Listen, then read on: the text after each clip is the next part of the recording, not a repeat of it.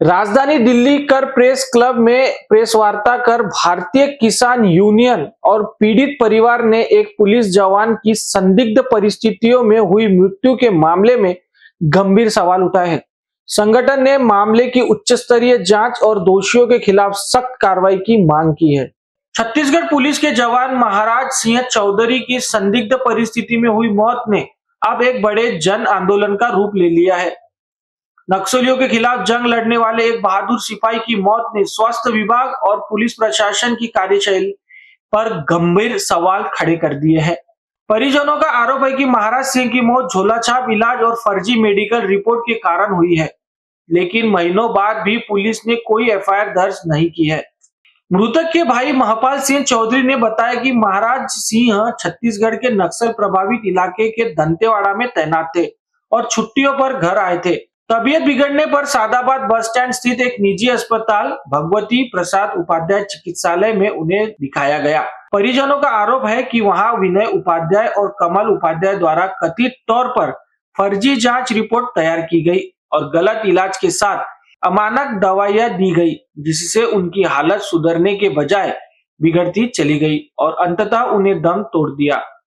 ये हॉस्पिटल है और ये लोग जिम्मेदार है हमारी इस हालत का। ये इंस्पेक्टर योगेश और ये अमित पाठक और सीओ सादाबाद मनीष चौधरी, जिलाधिकारी अतुल बस, ये सब लोग हमारी इस हालत के लिए जिम्मेदार है। इन्होंने हमारी प्राथमिकी ले ली होती ना हमें धरना देना पड़ता और ना ही क्या बोलते हमें इस तरीके से दरवाजे दर भटकना पड़ता। इन्होंने हमारी प्राथमिकी पहले दर्ज की नहीं सर, हमारे पिताजी करते रहे।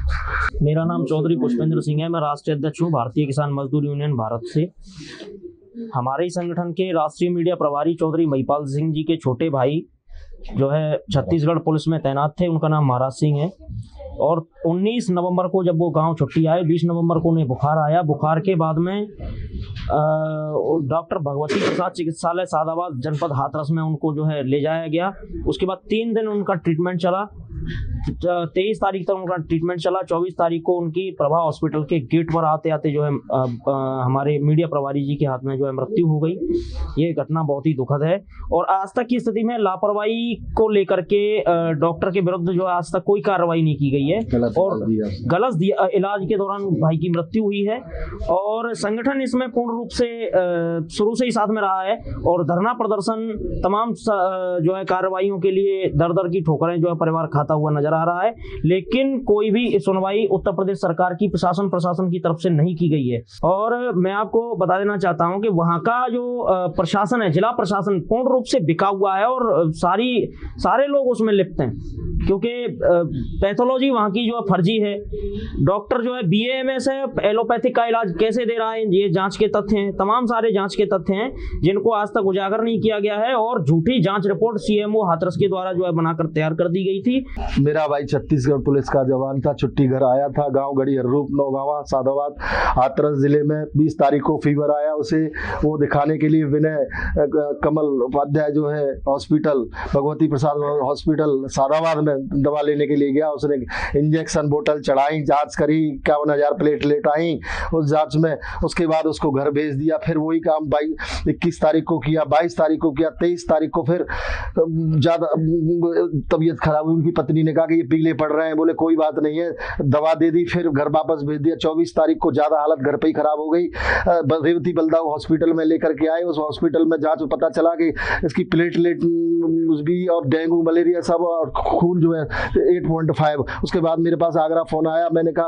आगरा लेके आओ। आगरा जैसे प्रभा हॉस्पिटल में पहुंचा है, भाई की जान चली गई मेरे हाथों में। कोई वहाँ इलाज नहीं हो पाए, हम तो उसके लिए कुछ कर ही नहीं पाए सर। सबसे बड़ा दुख तो ये है, परिवार कुछ नहीं कर पाया उसके लिए। और इस राक्षस को, इस विनय कमल जो फर्जी लैब संचालित कर रखी है VK पैथोलॉजी के नाम से, उसमें गलत जांचें की जा रही हैं, गलत MBBS, कोई MBBS डॉक्टर नहीं बैठ रहा उसमें।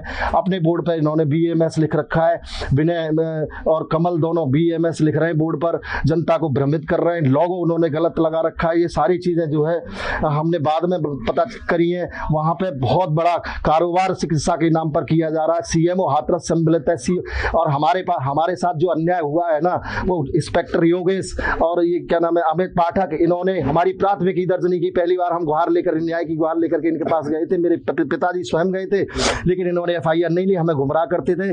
उसका परिणाम ये हुआ कि सर लोकतांत्रिक धरना देना पड़ा, वहां में भी गलत आश्वासन दिया, गलत जांच रिपोर्टें दी गई, हमें गुमराह किया गया। उसके बाद सर मैं जिला प्रशासन हाथरस जो है DM है उनके पास गए सर, उन्होंने सर ऐसी शब्द बोले कि हमें आज रात भर दिन रात हमें परेशान करते कि पैसा ले लो, पैसे के लिए आप कर रहे होगे ये सब।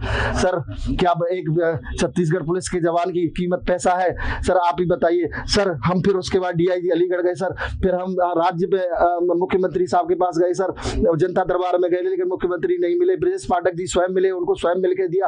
आयुष निदेशालय, स्वास्थ्य निदेशालय, आपका गृह सचिव, स्वास्थ्य सचिव, सर हम सब जगह गए, लेकिन हमें अभी तक उस डॉक्टर के खिलाफ कोई कार्रवाई नहीं हो पाई है।